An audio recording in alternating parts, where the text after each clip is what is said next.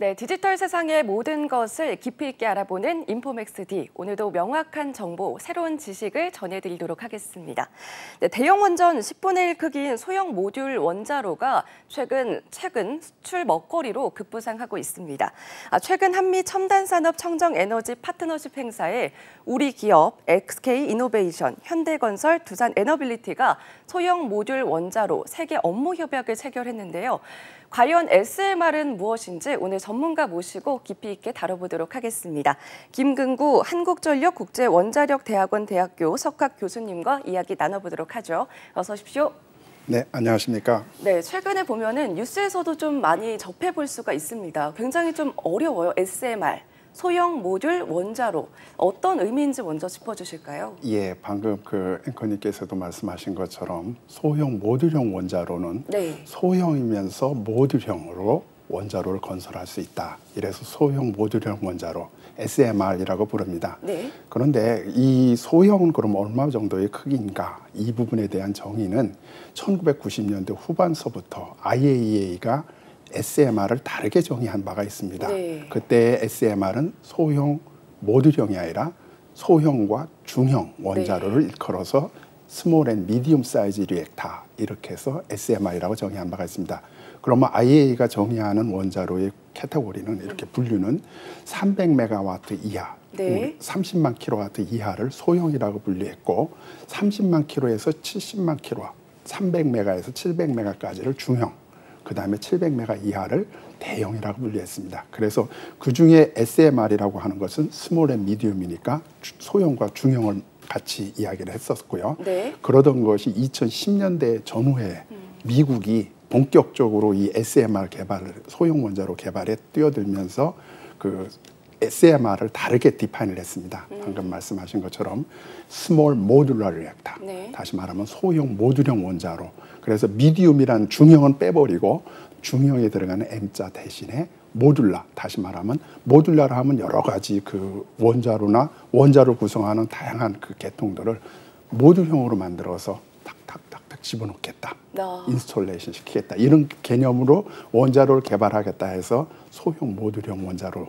지금은 이제 SMR 하면은 소형 모듈형이 가장 핫한 그렇게 이해가 되고 있고 최근 10년 정도 동안에 SMR은 원자력계의 가장 핫한 이슈였습니다. 네, 그러니까 지금 정리를 해보면은 이전에는 이제 소형, 중형으로 얘기를 했다가 지금 소형 모듈이 된 거잖아요. 맞습니다. 전력 생산의 경제적인 면을 좀 따져보면은 소형 원전보다는 대형 원전이 경제적인 측면에서는 더 높지 않을까 이런 생각이 드는데 이 부분에 대해서도 설명을 해주시죠. 예, 맞습니다. 그 우리가 처음에 1960년대 원자력 발전소를 처음 상용화 시작을 했을 때 그때는 다 원자력 발전소들이 소형이었던 것은 맞습니다. 그 이후로 규모의 경제를 통해 가지고 점점 대형화를 시작을 했습니다.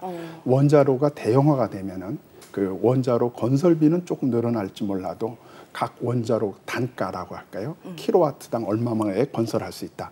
이런 원자력 발전소 건설 단가는 점점 낮아지기 때문에 우리가 원자력 발전소의 경제성을 더 많이 갖출 수가 있는 것이 됩니다. 그런 의미로 점점 대형화가 돼 있는데 그 중에서도 그렇게 원전이 대형화가 되다 보니까 그 대형 원전을 건설할 수 있는 나라나 지역이 제한적인 됩니다. 다시 말씀드리면 원자력 발전소를 대형을 하나 건설을 하면은 이 원자력 발전소에서 나오는 전력을 소비자한테 연결시켜주는 송배전망 이것들이 제대로 구축돼 있는 지역에 대형 원자로가 들어가서 발전을 시작할 수 있습니다. 그런데 실질적으로 우리 전 세계 발전소의 그 통계를 살펴보면은 전 세계에서 운전 중인 발전소가 10만 기가 훨씬 넘어가는데 그 중에 96%가 소형이랍니다. 다시 말하면 30만보다 훨씬 작은 용량으로 되어 있고 그러면 거기서 나오는 전력을 송배전시킬 수 있는 송전망도 소형에 특화되어 있다는 거죠. 그럼 대형을 건설할 수 있는 지역은 한정되고 소형은 모든 지역에 다 건설할 수 있는 이런 장점들이 있습니다. 그러니까 대형 원자력 발전소는 말씀해 주신 것처럼 비용적인 측면에서 높기 때문에 소형 모듈 원자로가 조금 더 경제적이다 이런 말씀을 좀 경제성을 갖출 수 있다. 이렇게 말씀을 좀 해주셨는데 종합적인 인프라까지를 고려한다면 그렇다면 원전의 노형이 굉장히 또 다양하잖아요. SMR도 다양한 그 노형으로 개발이 되고 있는 건가요? 네, 맞습니다.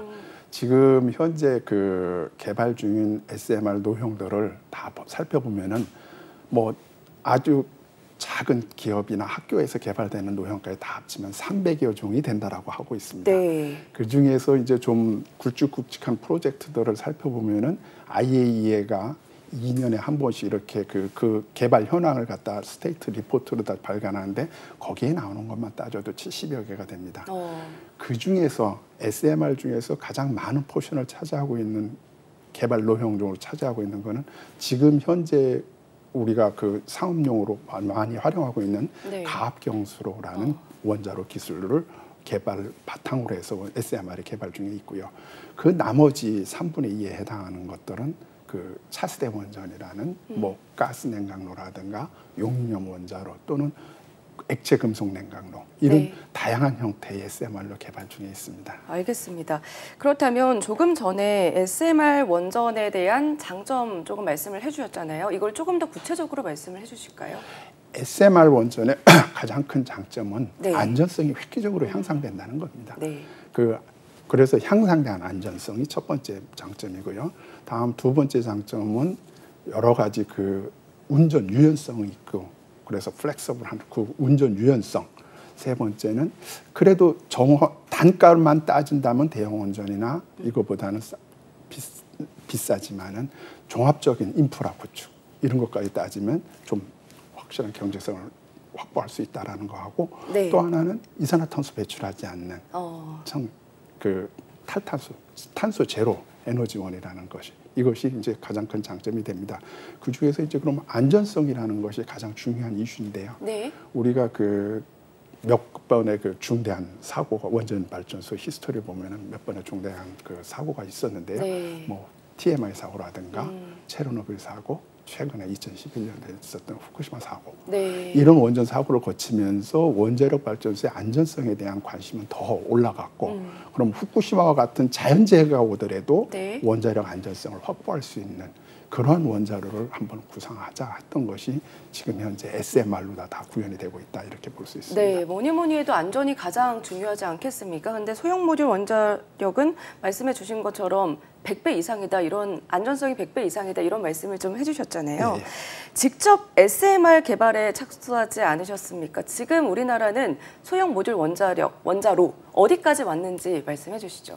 예, 저는 우리나라도 그 SMR 개발을 일찍부터 착수를 했습니다. 네. 1997년서부터 공식적으로 스마트라는 소형 모듈형 원자로를 개발을 하기 시작을 했기 때문에 아마 전 세계에서 가장 먼저 앞서서 SMR 개발을 착수한 나라 중에 하나입니다. 네. 이렇게 그 초기에 그 SMR 개발을 할 때 몇 가지 시행착오도 있고 이렇게 했지만은 또한 2012년도에는 세계 최초로 우리가 개발한 SMR 원자로를 규제기관으로부터 인허가를 받는 이런 쾌거를 이룩하기도 했고요. 네. 그래서 스마트가 우리나라가 개발한 스마트가 그 아직까지도 세계 최초로 인허가를 받은 일체형 원자로로 기록이 돼 있는 상태입니다.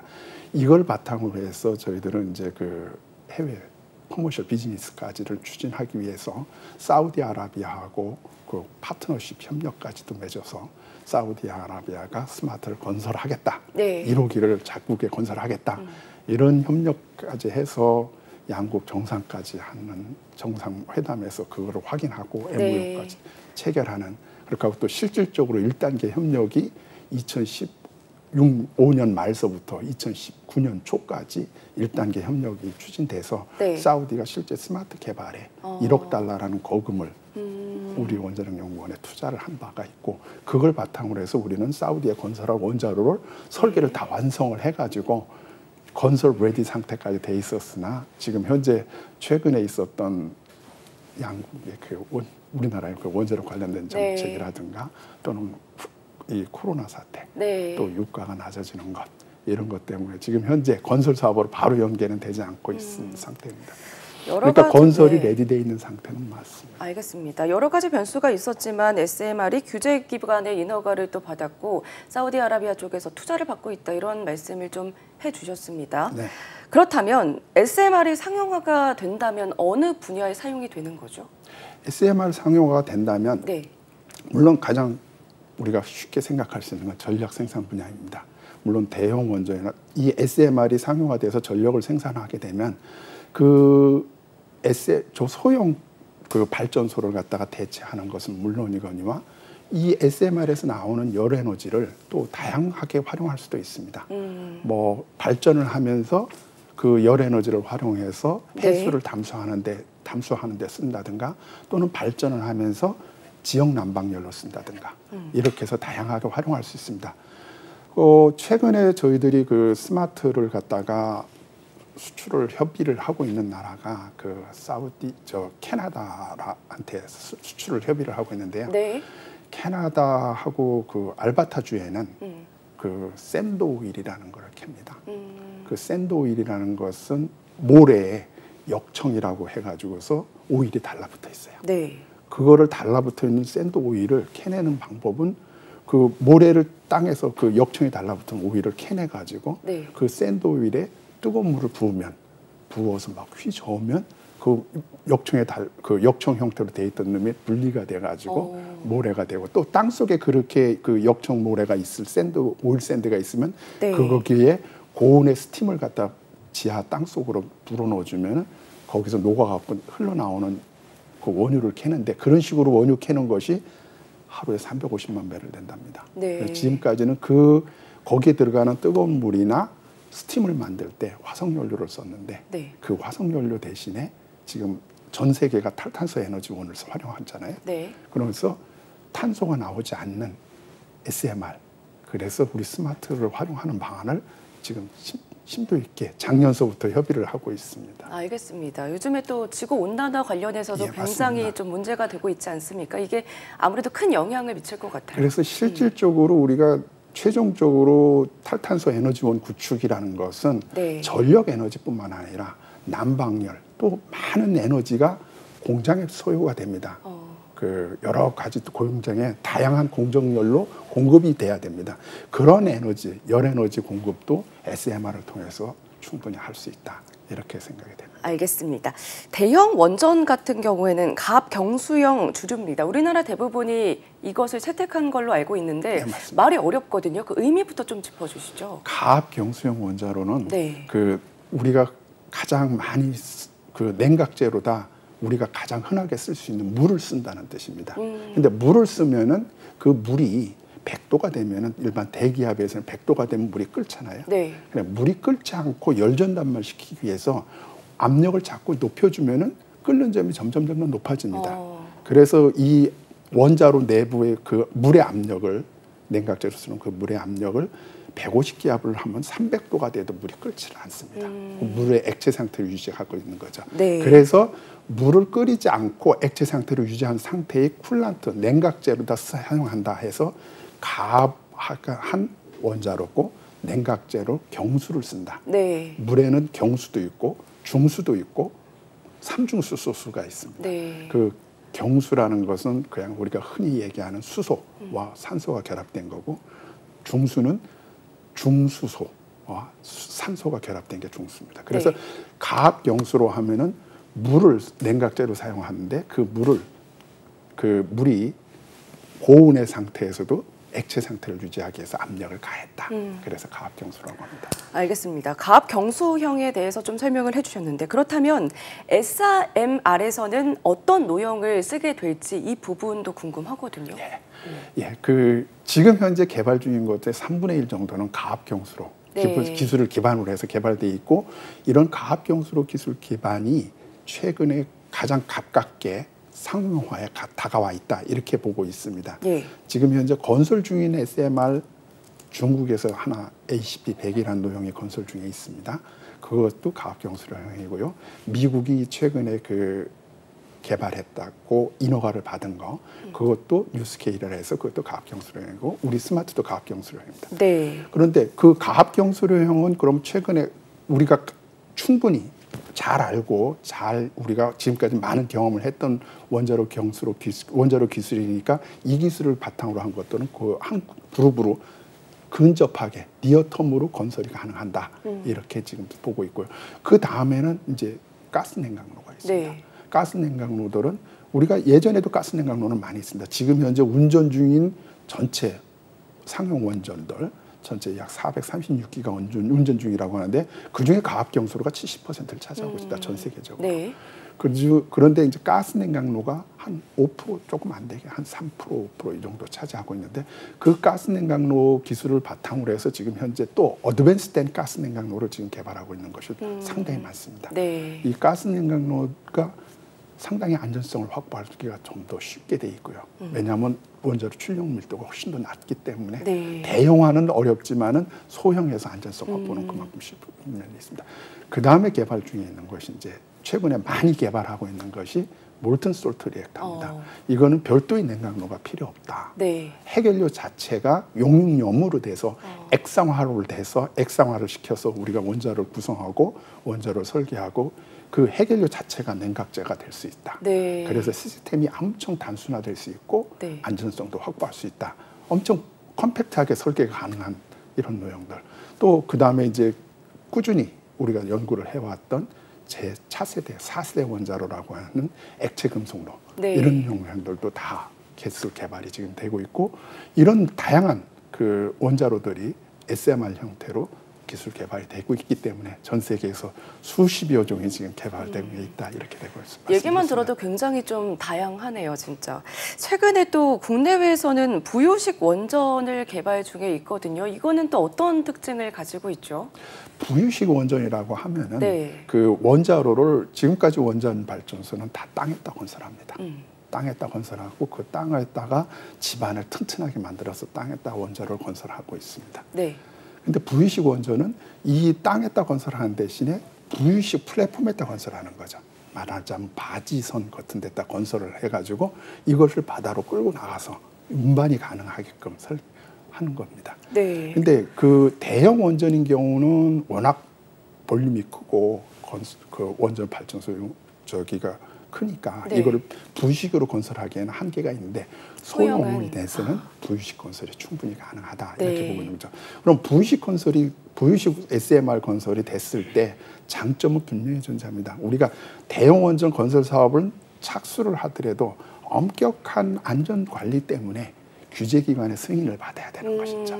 우리나라뿐만 아니라 다른 나라 모든 나라들이 원전 건설하면은 보통 2단계의 인허가 절차를 받습니다. 네. 1단계는 부지를 설정을 하고 건설 허가를 받는 겁니다. 네. 원자로 실제 건설 행위를 하기 전에 내가 이 부지에 이런 원자로를 건설하겠습니다라는 것을 하면 그 규제기관이 그 부지에 건설해도 좋다 안 좋다 안전성을 다 확인한 절차가 필요하고 네. 그 절차가 부지 정리서부터 시작해서 3년에서 4년이 넘게 걸립니다. 뭐 많이 걸리면 5년 이상 걸리는 나라들도 있습니다. 그건 규제기관이 얼마만큼 빠르게 건설 허가를 내주느냐에 따라 다르겠지만요. 그런데 실질적으로 또 하나 그런 문제가 있어서 그만큼 기간을 그러면 그 부지 건설 공사 부지 허가를 그 부지를 잡고 건설 허가를 받는 기간을 단축을 해서 아예 우리는 여기다 원자를 건설할 텐데 건설 기간을 부지 그 원자로의 인허가를 받는 기간 동안에 국내에서 네. 잘 갖춰진 조선소라든가 어떤 공장에서 이 바지 플랫폼 위에서 원자로를 건설을 시작하면서 거기서는 허가를 받는 거죠. 네. 그러면 전체 사업 기간이 7, 8년 이상 걸리던 것을 절반 이상으로 이하로 줄일 수 있기 때문에 네. 상당히 그 건설 기간을 단축을 시킬 수 있는 장점이 있고 또 하나는 우리가 해외 수출을 한다든가 이럴 땐 그 나라에 원자로를 건설할 수 있는 인프라가 그렇게 많이 갖춰져 있지 않을 수가 있습니다. 네. 예를 들어서 우리가 바라카 원전에 수출했을 때 바라카 인근에 그 건설 노무자들이 묵을 수 있는 숙소를 거의 한 도시를 건설해야 할 정도로 사회적 인프라를 별도로 구축해야지만 될 정도였었어요. 네. 그러니까 그런 인프라 구축 비용을 우리가 별도로 들지 않아도 되니까 건설비도 그만큼 우리가 경제적으로 건설할 수 있고 또 잘 갖춰진 공장에서 우리가 착착착 건설하면 더 효율적으로 건설할 수가 있습니다. 그렇군요. 근데 이게 건설을 하면서 같이 인허가가 또 받고 진행되고요. 네, 네. 진행이 되는 거를 기다릴 수 있는 거잖아요. 그러면서 네. 건설하는 시간을 줄일 수가 있는데 만약에 인허가를 받지 못하게 될 경우도 있는 거예요? 그렇게 되면은 이것은 SMR이라는 것은 우리가 가장 중요한 게 다수 건설과 표준화입니다. 네. 그 나라에서 있는 걸 건설 못 받았으면 다른 나라에 똑같은 내용으로 가져가서 우리가 건설을 할 수 있는 이런 장점이 있다 이렇게 볼 수 있습니다. 그래서 부의식 건설이 됐을 때는 또 하나는 우리가 모든 부가가치를 국내에다 떨구고 갈 수 있는 거죠. 건설 사업에 대한 부가가치를.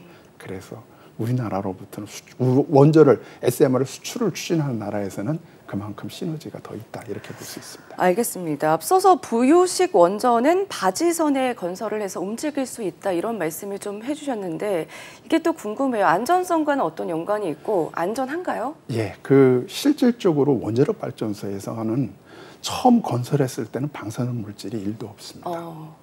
그래서 건설해 가지고 그대로 끌고 간 다음에 현장에 거기에서? 정박을 한 다음에 그때 해결료를 장전을 하면은 네.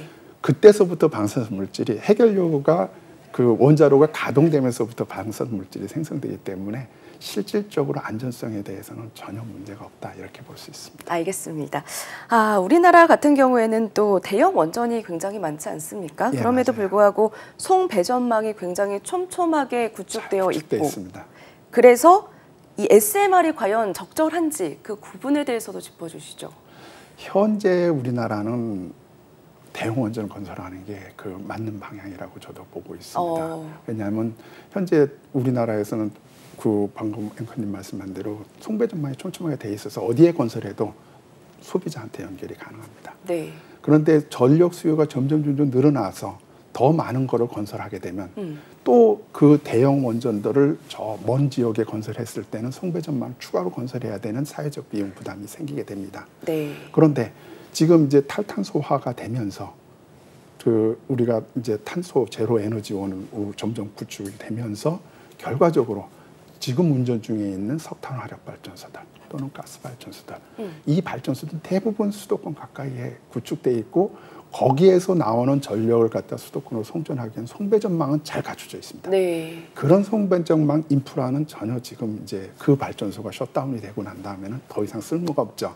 그런데 좀 더 우리가 사회가 성숙이 되고 우리가 그 SMR의 안전성에 대해서 좀 더 확신을 갖고 이렇게 됐을 때 그 부지에다가 SMR을 건설을 함으로써 그만큼 구축되어 있는 인프라를 활용할 수 있는 이러한 장점들이 있기 때문에 네. 사회에서 어느 정도 주민 수용성이 올라간다면 우리나라에서도 SMR 건설은 추진될 수 있을 거라고 예상을 합니다. 네, 아무래도 여러 가지 장점이 있기 때문에 해외에서도 소형 모듈 원자로 SMR에 대해서 연구 개발을 더 하고 있는 것 같은데요. 다른 나라는 어떻게 소형 원전을 활용하고 있는지도 궁금하네요. 아직까지 지금 현재 첫 호기가 건설 중에 있기 때문에 어떻게 활용하는지는 그것들은 쉽게 말씀드리는 없지만 네.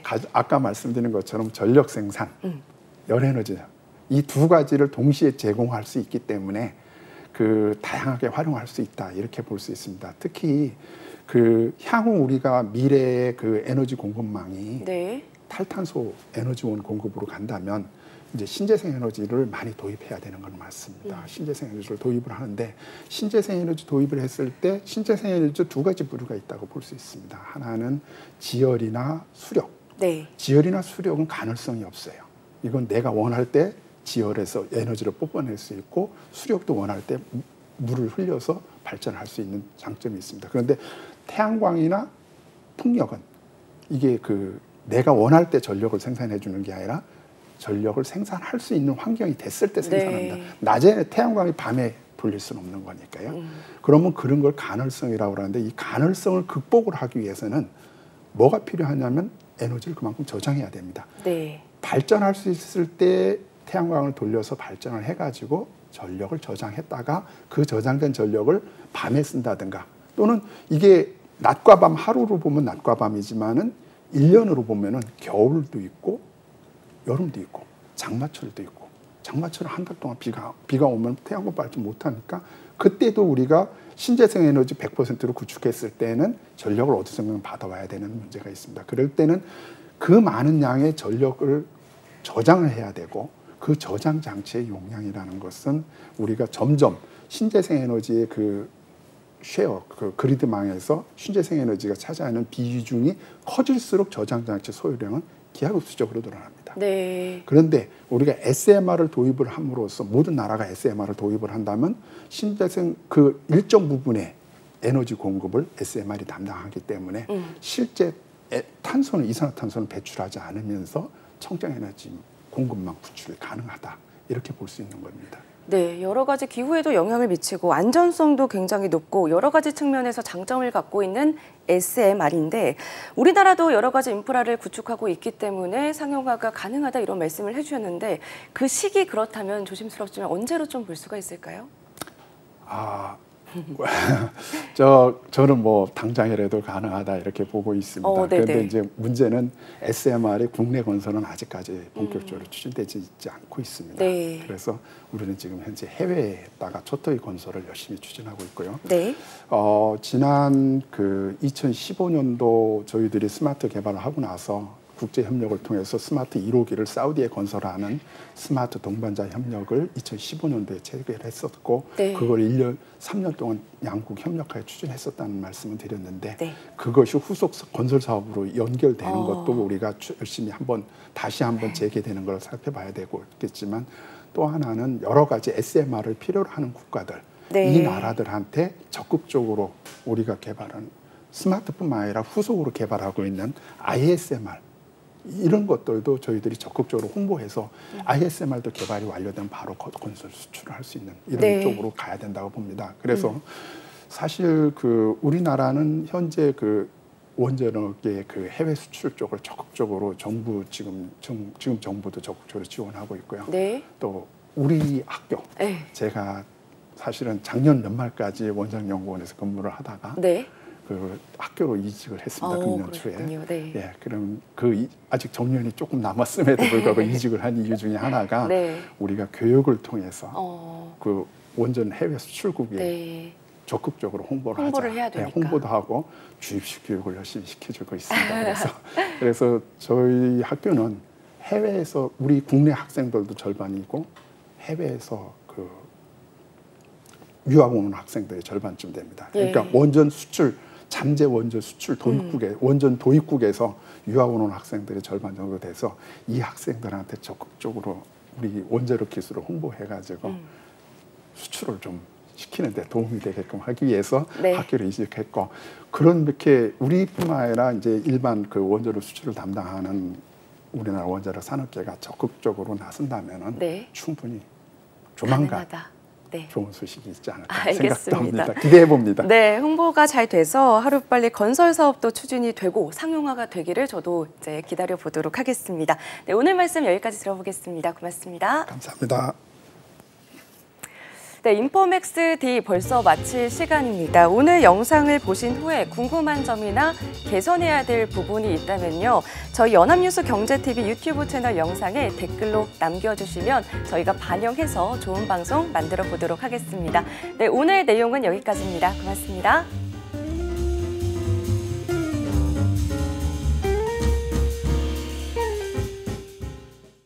안녕하세요. 인포맥스D 아나운서 강래원입니다. 더 많은 실시간 경제 뉴스와 경제 정보를 알고 싶으시다면 오른쪽 구독 버튼을 눌러주세요.